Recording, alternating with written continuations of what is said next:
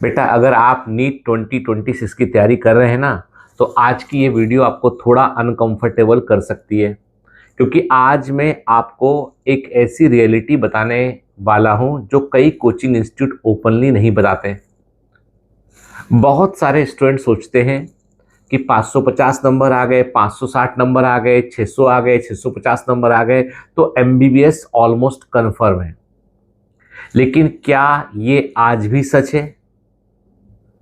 देखो बेटा, कंपटीशन हर साल बढ़ रहा है, स्टूडेंट्स की संख्या हर साल बढ़ रही है, सीटें बढ़ी हैं लेकिन वो उतनी तेजी से नहीं बढ़ रही हैं जितनी तेजी से बच्चों की संख्या बढ़ रही है। इसलिए आज हम बात करेंगे नीट की रियल कंपटीशन, टॉप रैंकर्स क्या अलग करते हैं और अगले 50 दिनों में आपको क्या करना चाहिए ताकि आपकी रैंक सिक्योर हो सके। सबसे पहले तो बेटा रियलिटी को समझो। कुछ साल पहले तक 2015, 16, 17 की मैं बात करूं, तब नीट के एग्जाम में तकरीबन 10, 12, 15 लाख बच्चे अपेयर होते थे, लेकिन आज ये संख्या तकरीबन 20 लाख के आसपास है। कई बार तो 2 साल पहले तो ज्यादा बच्चे बैठे हैं, मतलब 20 से 22 लाख मान लीजिए। मतलब यदि आप डाउन दी लाइन देखेंगे तो एक डिकेड में कंपटीशन लगभग डबल हो चुका है। लेकिन क्या एमबीबीएस की सीटें डबल हुई हैं? बढ़ी हैं पर डबल नहीं हुई हैं। इसका मतलब ये हो गया कि हर साल अच्छे मार्क्स लाने वाले स्टूडेंट्स की संख्या बढ़ रही है और इसी वजह से रैंक इन्फ्लेशन होता है। नंबर ऑफ स्टूडेंट बढ़ा, सीटें थोड़ी सी बढ़ी, लेकिन कंपटीशन बढ़ गया है।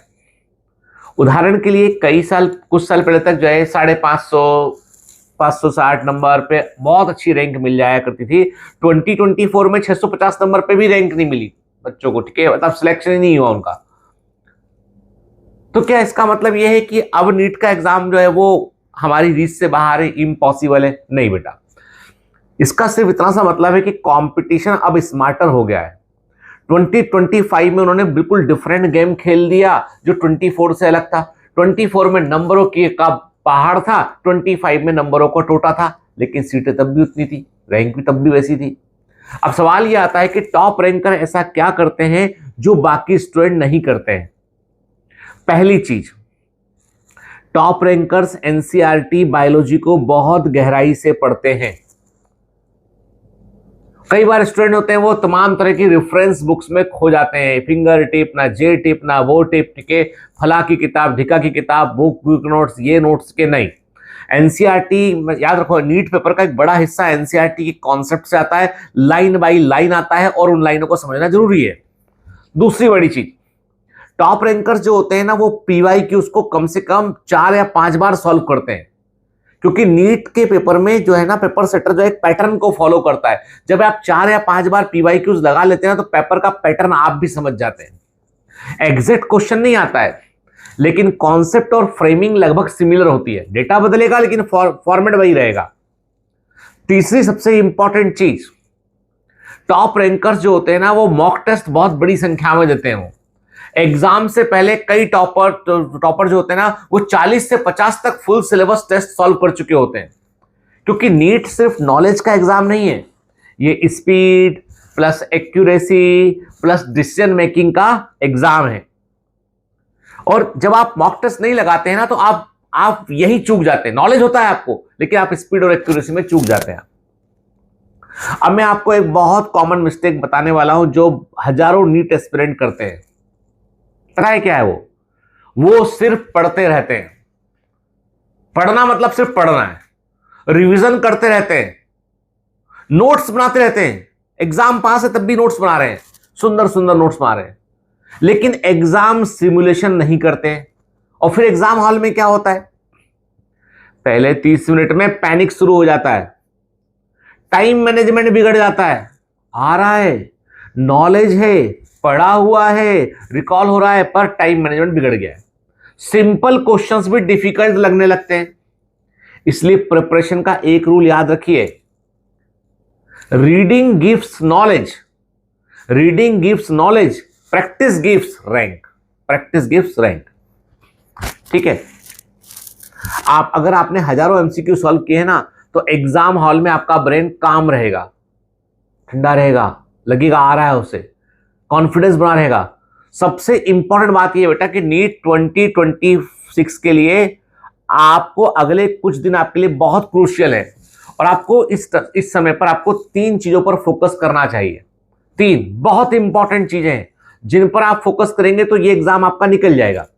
Number 1, daily NCERT biology revision, रोज रिवाइज करनी। कोई चैप्टर उठा लो, फटाफट फटाफट एक बार देखना है, सारी लाइनें एक बार देखनी है जल्दी, और जितनी बार देखोगे ना उतना जल्दी जल्दी रिवाइज कर पाओगे। दूसरा, डेली एमसीक्यू प्रैक्टिस करने फिजिक्स और केमिस्ट्री में टाइमर लगा के। तीसरा, regular full syllabus mock test देने, एक वीक में कम से कम 2 से 3 फुल सिलेबस मॉक टेस्ट देने आपको। याद रखिए, मॉक टेस्ट आपको सिर्फ मार्क्स नहीं देते हैं, वो आपको एग्जाम का टेम्परामेंट सिखाते हैं। कोई दूसरा नहीं सिखा सकता है, वो टेस्ट ही सिखा सकता है। और यही टेम्परामेंट एग्जाम डे पर सबसे ज्यादा काम आता है। देखो बेटा, नीट एक टफ एग्जाम है लेकिन इम्पॉसिबल नहीं है। हर साल लाखों स्टूडेंट अटेम्प्ट करते हैं और हजारों स्टूडेंट सिलेक्शन भी पाते हैं। और इसके बीच का जो डिफरेंस होता है ना, वो सिर्फ प्रिपरेशन का होता है। अगर आप कंसिस्टेंट रहें, प्रैक्टिस करते रहें और एग्जाम प्रेशर को हैंडल करना सीख लें उसको आप, तो आपकी रैंक भी आ सकती है। क्यों नहीं आएगी बेटा? जरूर आएगी। So believe in your preparation और पूरी ऑनेस्टी से मेहनत कीजिए। मैं आपको आपके नीट के सफर के लिए शुभकामनाएं देता हूं और मैं ईश्वर से प्रार्थना करता हूं कि भगवान आपको इतनी ताकत दे कि आप एग्जाम में फोड़ कर आ पाए, बहुत बढ़िया करके आ पाए। मैं बहुत सिंपल सा एग्जांपल देता हूं कि मैं देखो, मैं तो आप जो बातें आपसे कह रहा हूं ना, वो मेरे बेटे के लिए भी मैं वही बातें कहता हूं। मेरा बेटा आज के 1.5 महीने पहले वो जब टेस्ट देने की तैयारी कर रहा था, वो तब उसके मालूम है 360 340 ऐसे number full syllabus mock test में आ रहे थे, नहीं अच्छा कर पाता। कल जब उसने मेरा फुल सिलेबस मॉक टेस्ट दिया उसने, तो ही स्कोर्ड 593 मार्क्स। मुझे यकीन नहीं हुआ। मैंने भारती से पूछा, वाइफ से अपने, कि इसने 5-10 घंटे तो पेपर नहीं लगाया, तुमने 3 घंटे देखा था उसको? हाँ 3 घंटे लगाया। मैंने कहा तू ऐसा क्या कर रहा है भाई चमत्कार? उसने कहा पापा वो तुक्के में सही हुए मेरे बहुत क्वेश्चन, मतलब मुझे लगा कि ये आता है ये आता है ये आ रहा, मैंने तो कई क्वेश्चन में मेरे को दिमाग में रिफ्लेक्ट किया, मैंने आंसर लगाया। तो मेरी वाइफ बोलती कि देखो ये इसने प्रैक्टिस किया है ना, तो इसको लग रहा है कि इसको अभी भी यकीन नहीं हो रहा कि ये तुक्का मान रहा है। तुक्के ऐसे थोड़ी लगते कि 590 93 नंबर आ गए। That is the practice. मैं मानता हूं, मैं अपने बेटे की कभी तारीफ नहीं करता हूं, ईश्वर उसको सफल बनाए, ठीक है, टचवुड। लेकिन मैं एक बात कहता हूं कि मैं उसकी एक बात की दाद देता हूं, उसके सामने नहीं बोलता, मैं तुमको ही बता रहा हूं, तुम कहोते तो तुमको भी यही बोलता मैं, ठीक है, कि वो जो है ना, जो 3 घंटे वीक में 3 बार 3-3 घंटे बैठ के फुल सिलेबस मॉक टेस्ट देना, फिर वो 2 से 5 देता है, वो 2 से 5 देता है, फिर 5:30 से वो एनालिसिस करने बैठता है, 10:30 बजे रात तक 5 घंटे एनालिसिस करता है, फिर 11 बजे रात को आके बताता है कि इतने नंबर आए। वो जिस दिन आपने वो टिक के कर लिया, वो फुटबॉल भी खेलता है, वो टेनिस भी खेलता है, सब कर रहा है वो टिके। मुझे नहीं मालूम कि सिलेक्शन होगा या नहीं होगा उसका, बस मैं तो कहता हूं कि कोशिश उसने की ना, ये इंपॉर्टेंट है। आप भी बेटा मेरे बच्चे जैसे उठ के, आप भी मेरे बेटा बेटी जैसे, तो आपको मैं ये बोलता हूँ कि बस जैसे मेरा बेटा कर रहा ना, आप मेरा बेटा एक आप भी हो, वो भी करो इसको लेके, ठीक है। थोड़ा सा बेटा साहस करना पड़ेगा, थोड़ा हिम्मत दिखानी पड़ेगी, थोड़ा सा है ना, हार कर जीतना सीखना पड़ेगा। अब एक बड़ी मजे की बात बताता हूँ, मैं शेयर करता हूँ आपको। मेरा छोटा बेटा है और बड़ा बेटा अपने जब भी उसे पढ़ते पढ़ते बोर हो जाता है, तो हमारे सोसाइटी में टेबल टेनिस की एक टेबल लगी हुई है, दोनों बच्चे आते हैं, टेबल टेनिस खेलते हैं। मेरा बड़ा बेटा छोटे बेटे को बहुत हराता है, वो कभी मैच नहीं जीतता है। पिछले 1 महीने से वो लोग टेबल टेनिस खेल रहे हैं और वो बड़ा छोटा वाला बेटा हर बार बोलता है कि पापा मैं तो भैया से हार गया। इस बार उसने ना मेरे को हराया है 11-0 से।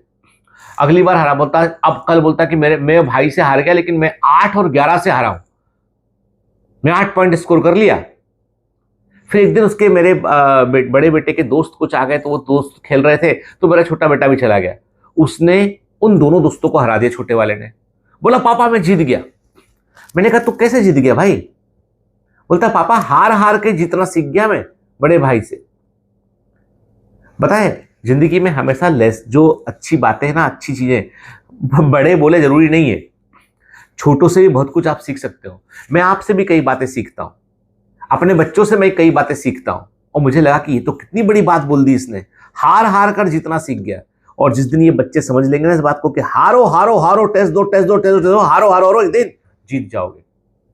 चलिए बेटा ना, और मैं आपको क्लियर कर दूं, आप ये मत बोलना कि सर कुछ बेचने आ गए यहाँ पे, सर तो हमेशा माल मटेरियल बेचते हैं, ठीक है ना। और तो ऐसा नहीं है, मैं आपसे बोल रहा हूँ बेटा, देखो हमने 10 फुल सिलेबस मॉक टेस्ट डाले हुए हैं, ठीक है ना, आप उसको भी ले सकते हैं। हमने टारगेट बैच के टेस्ट प्लस मॉक टेस्ट डाले हुए हैं, हमने उसको भी आप ले सकते हैं। हमने आपका डीपीपी वॉरजोन वाला बैच डाला, उसको भी आप ले सकते हैं। इस समय टारगेट बैच का एडमिशन मत लीजिए, इस समय आप जो है वो कोई लंबा बैच का एडमिशन मत लीजिए, उससे फायदा नहीं होगा आपको, ठीक है। फायदा आपको किससे होगा? क्रैश कोर्स का बैच ले लीजिए, आप डीपीपी वॉरजोन का बैच ले लीजिए, आप टारगेट टेस्ट या प्लस मॉक टेस्ट का बैच ले लीजिए, या केवल मॉक टेस्ट का बैच ले लीजिए जिसमें प्रैक्टिस हो, वो वाले बैच लीजिए आप, ठीक है। मेरे लीजिए या किसी और के लीजिए, पर प्रैक्टिस वाले बैच लीजिए आप, ठीक है। वो 500, 1000, 2000 रुपए जो है वो वैल्यू रखाता है, इस समय बहुत वैल्यू रखाता है वो, ठीक है। मतलब वो आपको बहुत कुछ आउटकम देगा वो, ठीक है ना।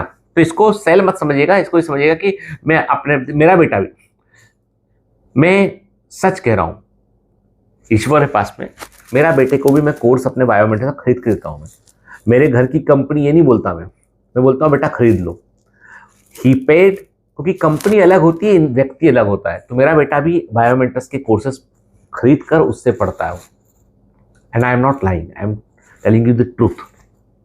चलिए, have a great day, all the best, bye bye.